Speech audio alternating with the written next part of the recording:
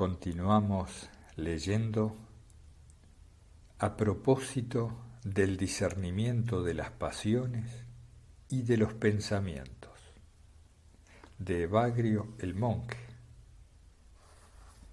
en Filocalía 19. De entre los demonios impuros, algunos tientan al hombre en cuanto hombre, otros lo aturden como a un animal que ha perdido la razón.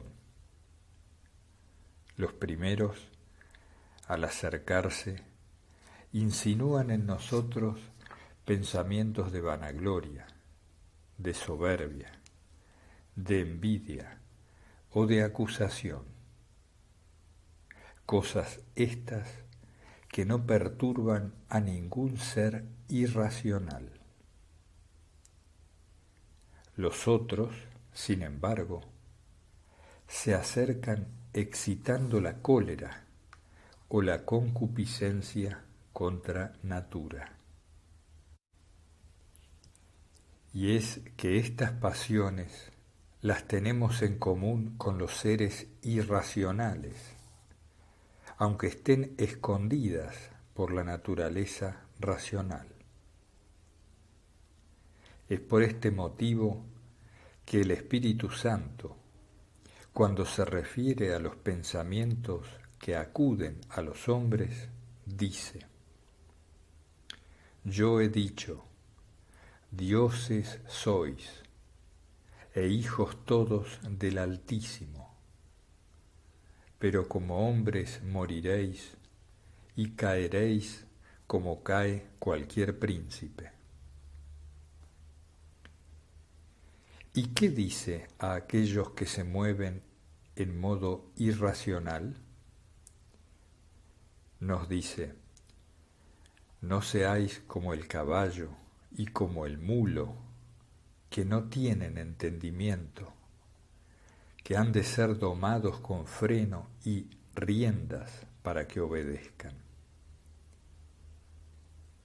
Y si el alma que peca morirá, es evidente que los hombres mueren como hombres, y por los hombres son sepultados.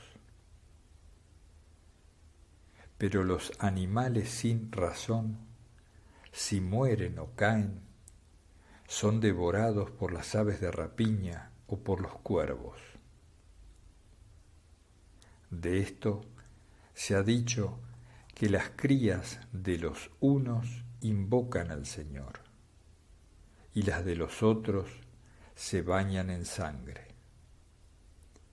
El que tenga oídos para oír, que oiga.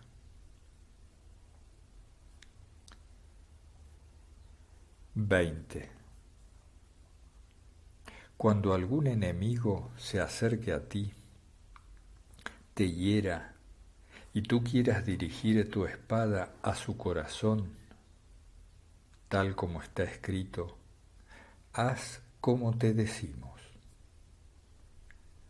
Analiza en ti mismo el pensamiento que te ha sido puesto.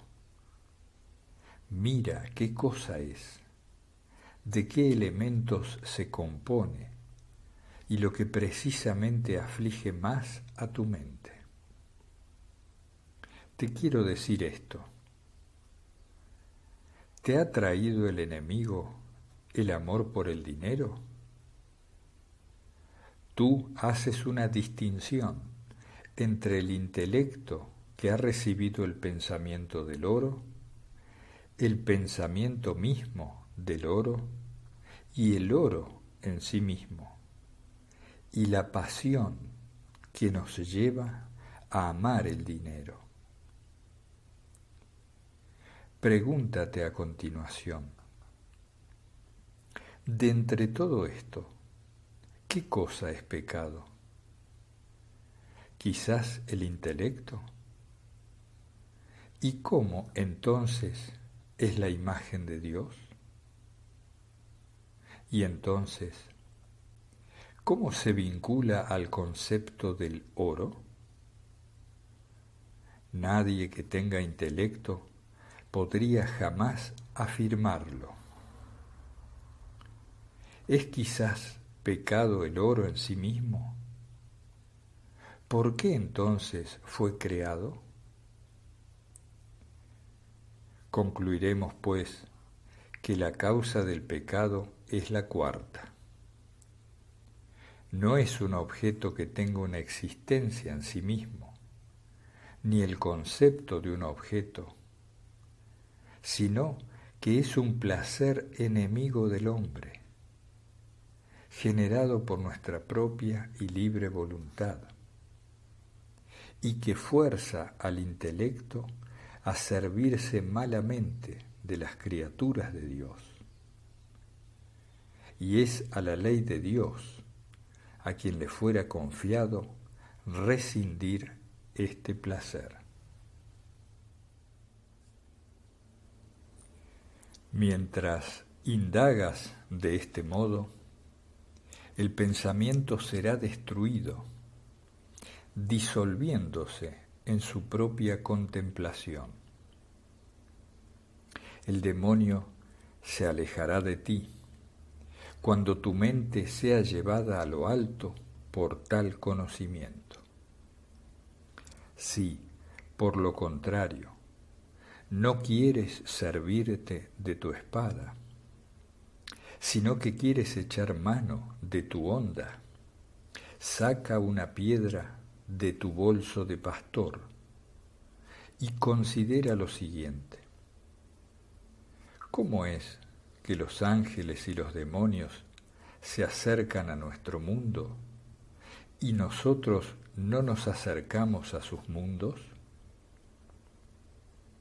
Nosotros no podemos, por cierto, acercar más a los ángeles a Dios si nos proponemos hacer de los demonios seres aún más impuros. Y más aún, ¿cómo es que Lucifer, que surge por la mañana, fue tirado a la tierra? Y considera al mar como una ampolla y a lo más profundo de los abismos como un prisionero de guerra. Y todo lo hace hervir como en una olla encendida e hirviente, porque a todos quiere turbar con su malicia y a todos dominar.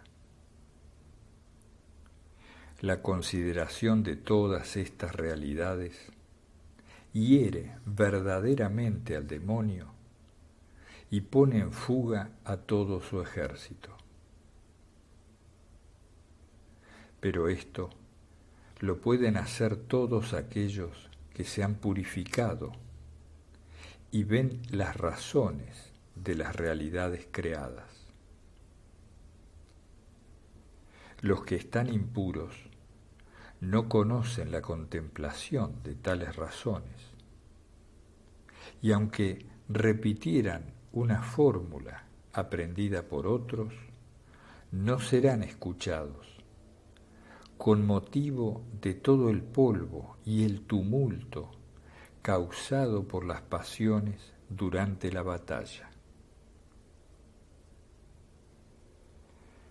Es absolutamente necesario, pues, que toda la turba de filisteos permanezca inmóvil, para que solo Goliat enfrente a nuestro David. De la misma manera, nos serviremos de esta distinción entre las partes en guerra y la imagen que se nos presenta contra todos los pensamientos impuros. 21.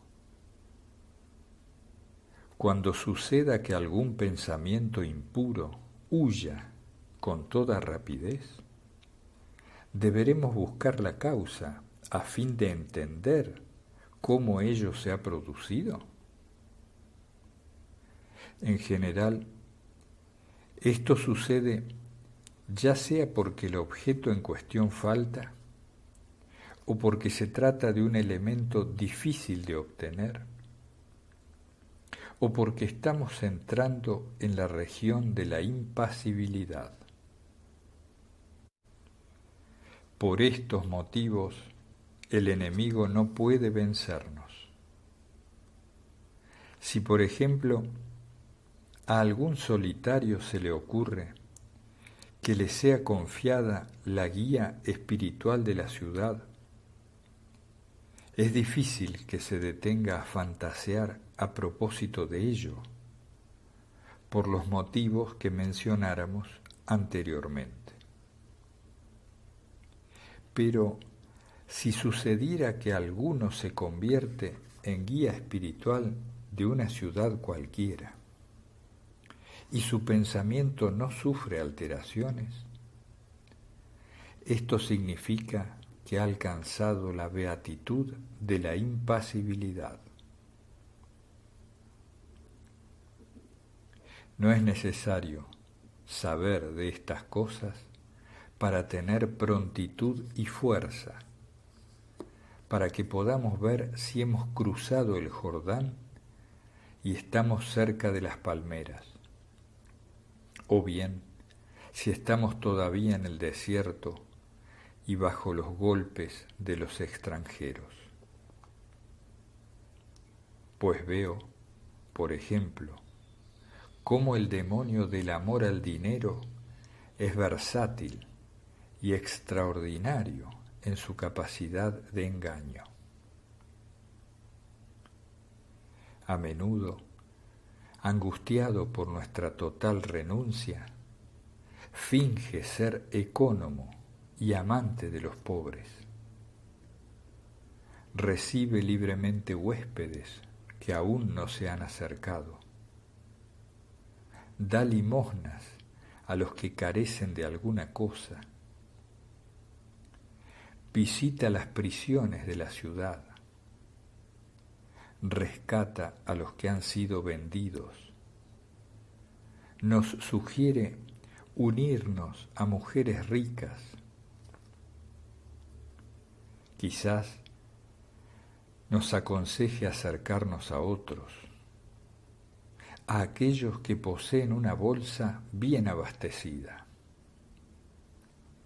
De este modo se va desviando el alma poco a poco. La rodea de pensamientos provenientes del amor al dinero y la entrega al demonio de la vanagloria. Y esto introduce una multitud de pensamientos que glorifican al Señor por nuestros negocios y manipula a algunos que, poco a poco, hablan de sacerdocio en lugar nuestro. Hace pronósticos sobre la muerte del sacerdote a cargo y predice que no podrá salvarse debido a todo lo mal que ha actuado.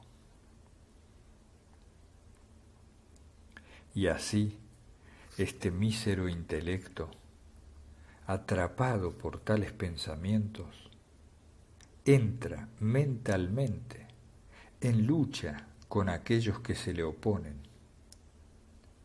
pronto a ofrecer dones a aquellos que lo aceptan y aprueban sus buenos sentimientos. Incluso imagina entregar a aquellos que se le sublevan en manos de los magistrados y echarlos de la ciudad.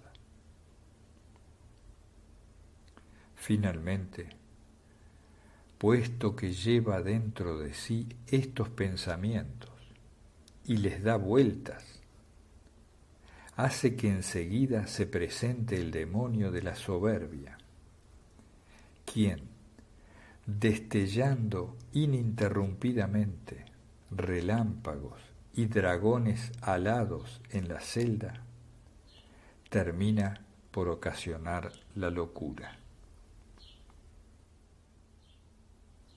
Leemos ahora un breve texto final, también de Evagrio, llamado de los capítulos sobre la sobriedad. 1. El monje debe permanecer siempre como si fuera a morir al día siguiente y al mismo tiempo usar de su cuerpo como si fuera a vivir por muchos años. Lo primero elimina los pensamientos de pereza y torna al monje lleno de celo. Lo segundo conserva ileso el cuerpo y mantiene incólume la continencia. 2. El que haya alcanzado el conocimiento y aquel placer que es su fruto, no se deja persuadir por el demonio de la vanagloria, que le ofrece todos los placeres mundanos. ¿Qué más que el conocimiento espiritual podría ofrecerle? Pero, en la medida en que seamos inexpertos en el conocimiento, debemos darnos con ardor a la práctica de las virtudes, demostrando a Dios el objetivo al cual tendemos, así como que todo lo hacemos para alcanzar su conocimiento. 3. Es necesario que conozcamos el camino seguido por los monjes que nos precedieron y que nos mantengamos firmes sobre estos caminos, ya que son muchas las cosas que ellos han dicho y hecho óptimamente. De entre ellas se destaca esto, perteneciente a uno de ellos. El régimen de comidas un poco severo y sin irregularidades, unido al amor, conduce más rápidamente al monje al puerto de la impasibilidad. 4. Pasando en pleno día por la casa de San Macario y enloquecido por la sed, pedí agua para beber. Pero él me dijo, basta la sombra, porque muchos de los que en este momento se encuentran de viaje o en alta mar no tienen ni esto. Y luego, al hablar con él sobre la continencia, me dijo, ten coraje, hijo mío. En cuanto a mí, en todos estos años, no me he saciado ni con el pan, ni con el agua, ni con el sueño. Comía mi porción de pan y bebía de mi medida de agua, y apoyándome en la pared, dormía un poco. 5. La lectura, la vigilia y la oración detienen el intelecto vagabundo. El hambre, la fatiga y la vida retirada extinguen la ardiente concupiscencia. La salmodia, la paciencia y la misericordia aplacan la cólera en ebullición, porque todo lo que está fuera de medida es intempestivo y de corta duración. Trae más daños que ventajas. Terminamos así la lectura de los textos de Evagrio el monje compilados en Filocalía. en la página 125 del volumen primero de Editorial Lumen.